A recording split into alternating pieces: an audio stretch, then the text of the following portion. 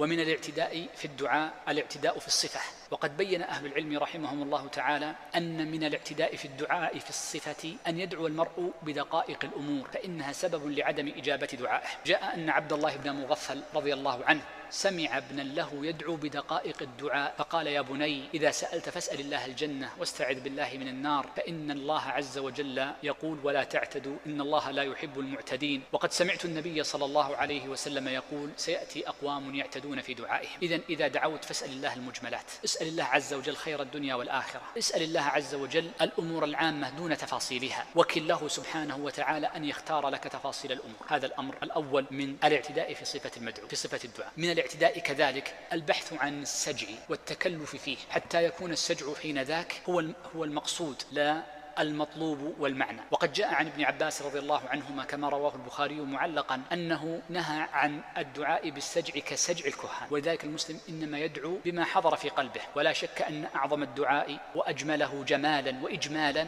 هو الدعاء الوارد عن النبي صلى الله عليه وآله وسلم. فليحرص المسلم على حفظ أدعية النبي صلى الله عليه وسلم وأدعية صحابته رضوان الله عليهم، وأعظم ذلك الدعاء الوارد في القرآن: وليؤمنوا بي أني أستجيب الدعاء. وهنا مسألة، فإن من الإيمان بأن الله يستجيب الدعاء، فإن الإيمان بأن الله عز وجل يستجيب الدعاء داخل في الإيمان بقدر الله عز وجل، إذ أركان الإيمان 6: الإيمان بالله وملائكته وكتبه ورسله واليوم الآخر والقدر خيره وشره. وإن من الإيمان بالقدر ومراتبه الأربع الإيمان بمرتبة الكتابة، وهذا يتعلق بالدعاء. فقد ثبت عن النبي صلى الله عليه وسلم أنه قال: وما غير القدر وما رد القدر إلا الدعاء. فالدعاء يرد القدر ويغيره. ومعنى تغييره للدعاء ومعنى تغيير الدعاء للقدر ما جاء في كتاب الله عز وجل